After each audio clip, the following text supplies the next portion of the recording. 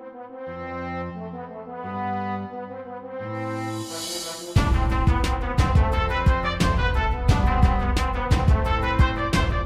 पिछले एपिसोड हमने देखा कि दिन यूं ही बीतने लगते हैं और रॉक्सी की ट्रेनिंग से रूडीज काफी ज्यादा इम्प्रूव हो जाता है। इसी बीच रॉक्सी उसे अतीत में हुए एक बहुत ही खतरनाक वॉर के बारे में बताती है। फिर रूडीज का बर्थडे मनाने के बाद रॉक्सी उसका आखिरी टेस्ट लेती है जिसमें वो काफी काबिले तारीफ तरीके से पास हो जाता है, जिसके बाद रॉक्सी उसे एक रैंक मैजिक सेंट घोषित कर देती है। और अब आगे एपिसोड की शुरुआत में हम देखते हैं रूडीज को जो कि किसी के अंडरवेयर ढूंढकर उसे प्रे करने लगता है। इसके बाद सीन दिखाया जाता है जेनिथ का जो कि गार्डन में काम कर रही होती है, लेकिन तभी वहां पर पॉल आ जाता है और जेनिथ के मजे लेने की कोशिश करता है। जेनिथ उसे डांटती है और वो लोग ऐसे ही टाइम पास कर रहे होते हैं, लेकिन तभी रूडीज उन्हें आवाज लगाता है, मॉम, डैड। रूडीज की आवाज सुनकर वो दोनों मजे लेना बंद कर देते हैं। रूडीज उनसे पूछता है कि क्या मैं बाहर जा सकता हूँ। पॉल ये सुनकर जरा हड़बड़ी में कहता है कि हाँ तुम जा सकते हो। रूडीज को सुनकर जेनिथ भी काफी खुश होती है और कहती है रूडीज आज बाहर जाने की बात कर रहा है। फिर पॉल कहता है अब तक मुझे चिंता थी कि वो कमजोर न पड़ जाए, वक्त कितनी जल्दी बीत गया। जेनिथ इस बात पर हाँ में हाँ मिलाती है, लेकिन तभी रूडीज वहाँ आता है और कहता है क्या आप दोनों को सच में ऐसा लगा था। पॉल कहता है नहीं ऐसी बात नहीं है, तुम कभी रोए नहीं और तुम बच्चे होकर भी बच्चों जैसा बर्ताव नहीं करते। ये एक चीज है जो मुझे काफी चिंता में डाल देती है। रूडीज कहता है आपका बेटा समझदार है तो आप दुखी क्यों हो रहे हो। पॉल कहता है अरे नहीं मैं खुश हूँ, ऐसी बात नहीं है। रूडीज कहता है आपको तो कहना चाहिए और मेहनत करो ग्रेट हार्ट फैमिली का नाम और ऊंचा करने के लिए। रूडीज की बात सुनकर पॉल उसे अपने कंधे पर बैठा लेता है और कहता है अगर ऐसी बात है तो 2-3 गर्लफ्रेंड कर ले आओ। रूडीज कहता है मैं समझ गया, मैं मॉम जैसी लड़की ढूंढूंगा। ये सुनकर जेनिथ भी काफी खुश होती है। इसके बाद पॉल उसे अपने साथ ले जा रहा होता है और कहता है लोगों के साथ अच्छे से पेश आना एक आदमी की ताकत दिखाने के लिए नहीं होती। रूडीज कहता है ताकत लड़कियों के सामने फ्लेक्स मारने के लिए होती है, क्यों है ना। पॉल कहता है हाँ नहीं है ऐसा नहीं होता। रूडीज कहता है हाँ जानता हूँ, ताकत कमजोरों को बचाने के लिए होती है। पॉल हाँ कहता है और उसके हाव भाव कुछ ठीक नहीं लग रहे होते। उसके बाद हम देखते हैं रूडीज अपने मॉम डैड को बाय बोल रहा होता है और वहां से चला जाता है। उसके बाद जेनिथ पॉल से कहती है वो बड़े होकर बहुत अच्छा लड़का बनेगा। उसके बाद हम देखते हैं रूडीज काफी ज्यादा मजे से बाहर घूम रहा होता है और रॉक्सी को थैंक्स कहता है क्योंकि उसी के कारण अब वो बाहर जाने से डरता नहीं। लेकिन तभी वो देखता है कि 3 लड़के मिलकर किसी पर मड बॉल्स फेंक रहे हैं। ये देखकर रूडीज थोड़ा ऑकवर्ड फील करता है। तभी उनमें से एक लड़का पत्थर उठाकर उसे मारने वाला होता है, लेकिन ये देखकर रूडीज को बुरा लगता है, इसलिए वो जल्दी से आता है और अपने हाथ में एक वाटर बॉल बनाकर उस लड़के के मुंह पर मारता है। रूडीज उनसे कहता है तुम 3 मिलकर एक पर चढ़ रहे हो, ये तो नाइंसाफी है। ये सुनकर उनमें से एक लड़का कहता है तुम तो उस नाइट के बेटे हो ना, और ये कहकर उस पर भी मड बॉल्स फेंकने लगता है, लेकिन रूडीज को एक भी हिट नहीं करता। जिसके बाद रिटर्न में रूडीज उन्हें वाटर बॉल से हिट करता है। ये देखकर वो समझ जाते हैं कि वो रूडीज को नहीं हरा सकते, इसलिए वो लोग वहां से चले जाते हैं।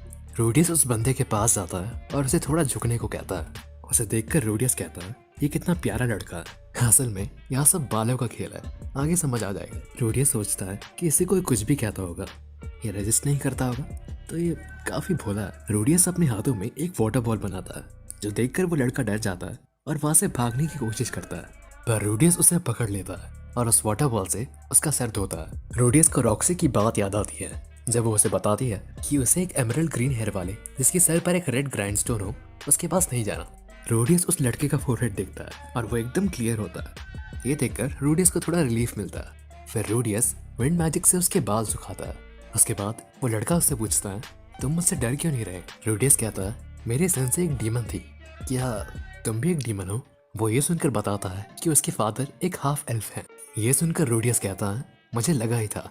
वो आगे बताता है कि उसे पता नहीं कि वो एक डीमन है या नहीं, किसी कारण से उसके बालों का रंग उसके मॉम डैड से नहीं मिलता, और इतना कहकर वो रोने लगता है। इसके बाद रूडीज और वो लड़का ऐसे ही घूम रहे होते हैं। वो लड़का रूडीज से पूछता है कि तुमने मुझे क्यों बचाया। रूडीज कहता है कि मेरे डैड ने मुझसे कहा था कि हमेशा कमजोरों की मदद करना। रूडीज उससे पूछता है कि क्या तुम मेरे दोस्त बनोगे। वो कुछ नहीं कहता। रूडीज कहता है क्या तुम्हें घर पर कोई काम होता है।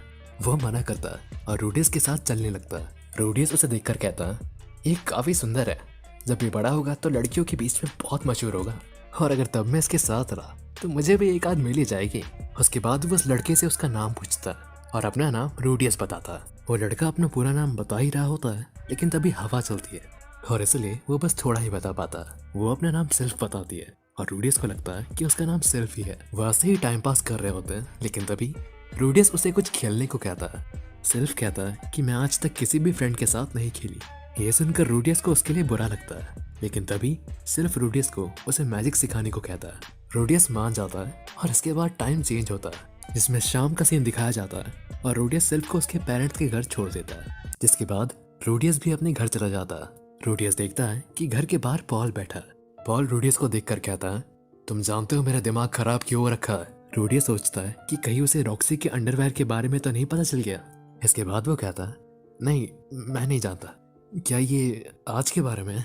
पॉल हाँ कहता है। फिर रूडियस सोचता है वो शायद उन्हीं लोगों की बात कर रहा है जिन्हें मैंने आज सबक सिखाया था। इसके बाद रूडियस पॉल को कुछ कहने ही वाला होता है, लेकिन तभी पॉल चिल्लाकर कहता है, सबसे पहले तुम्हें माफी मांगनी चाहिए। रूडियस मन में सोचता है अब क्या करूं। फिर पॉल उससे पूछता है कि तुम चुप क्यों हो। रूडियस कहता है, अगर मैं कुछ कहूंगा तो आप कहोगे कि मैं बहाना बना रहा हूँ। अपने बच्चे की बात बिना सुने उसे माफी मांगने को कहना काफी आसान होता होगा नहीं। ये सुनकर पॉल रूडियस को एक चाटा मार देता है। रूडियस खड़ा होता है और कहता है, अब तक मैंने आपका भरोसा जीतने के लिए क्या कुछ नहीं किया। मैंने एक अच्छा बेटा बनने की पूरी कोशिश की। फिर पॉल कहता है, इसका उससे कोई लेना देना नहीं है।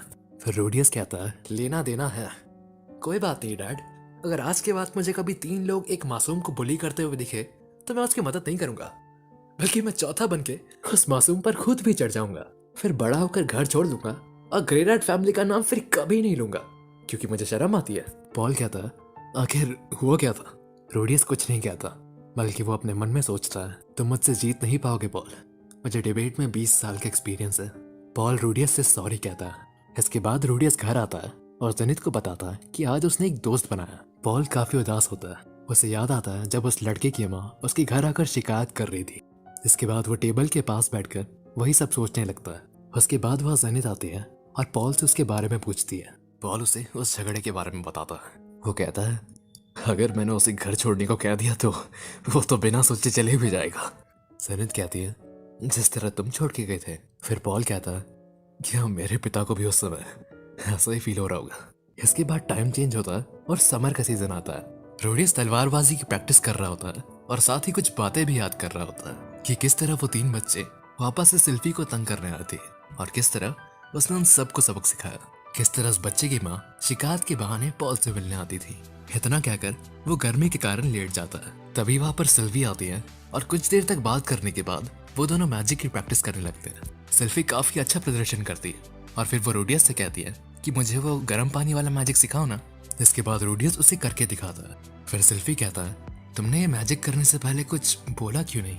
रूडियस समझ जाता है कि वो चैंटिंग की बात कर रहा है। सिल्फ रूडियस से कहता है कि मुझे भी बिना चैंट वाला मैजिक सीखना है। जिसके बाद वो रूडियस को देखने लगता है। रूडियस कहता है कि एनर्जी अपने अंदर से निकालो। इसके बाद सिर्फ ट्राई करता है। रूडियस सोचता है, मैं इस वर्ल्ड में रिइंकार्नेट हुआ हूँ तो मेरे पास थोड़ी स्पेशलिटीज तो होनी चाहिए ना। और चैंटलेस मैजिक तो मास्टर रॉक्सी भी नहीं कर पाई थी। लेकिन हम देखते हैं कि थोड़ी कोशिश करने के बाद सिर्फ बिना चैंट की मैजिक कर लेता है और ये करने के बाद सिर्फ खुशी से उछलने लगता है। रूडियस और सिल्फ साथ में काफी वक्त बिताते हैं। वो खेतों में घूमते हैं और थक कर एक जगह आकर लेट जाते हैं। रूडियस को सिल्फ का फेस काफी सुंदर लगता है। वो कहता है, एक लड़का होने के बावजूद भी ये कितना क्यूट है। इसके बाद वहाँ पर बारिश होने लगती है। सिल्फ और रूडियस दोनों भीग जाते हैं, इसलिए रूडियस सिल्फ को अपने घर ले जाता है। लिलिया रूडियस को देखकर कहती है, यंग मास्टर बात रेडी है। रूडियस सिल्फ को लेकर नहाने चला जाता है। हम देखते हैं कि रूडियस ने सिल्फ के सामने अपने पूरे कपड़े उतार दिए थे, क्योंकि उसे लगा था कि सिल्फ एक लड़का है। इसके बाद रूडियस सिल्फ को कपड़े उतारने को कहता है, पर सिल्फ शर्मा रही होती है। पर फिर भी रूडियस सिल्फ के ऊपर के कपड़े उतार देता है। इसके बाद वो सिल्फ को अंडरवेयर निकालने को कहता है। सिल्फ मना करती है, पर रूडियस उसे खुद से निकालने की कोशिश करता है, पर सिल्फ उसे रोक देती है। फिर रूडियस को याद आता है कि किस तरह उसकी पिछली जिंदगी में उसके पीनेस का मजाक उड़ाया जाता था। फिर रूडियस कहता है, ठीक है तुम्हारी मर्जी। लेकिन फिर रूडियस धोखे से उसका अंडरवेयर निकाल देता है। फिर वो देखता है कि सिल्फ एक ही नहीं, शी है। सिल्फ बहुत जोर से रोने लगती है और ये सुनकर वहाँ पर पॉल आ जाता है। इसके बाद एक अलग सीन दिखाया जाता है जहाँ पर रूडियस और पॉल नहा रहे होते हैं। पॉल रूडियस से पूछता है, तो तुमने ऐसा क्यों किया? रूडियस सॉरी कहता है, पर फिर भी पॉल उससे उसकी वजह पूछता है। पॉल अपने मन में कहता है, मैं अपनी गलती दोबारा नहीं दोहराऊंगा। रूडियस कहता है, मुझे लगा उसे सर्दी हो जाएगी इसलिए। फिर पॉल उसे समझाता है कि कभी उसकी मर्जी के खिलाफ कुछ मत करना। रूडियस हाँ कहता है और फिर पॉल रोडियस को सेल्फी से माफी मांगने भेजता है, लेकिन रोडियस सॉरी के साथ कहता है कि मुझे माफ करना, तुम्हारे छोटे बाल थे तो मुझे अब तक लग रहा था कि तुम एक लड़का हो।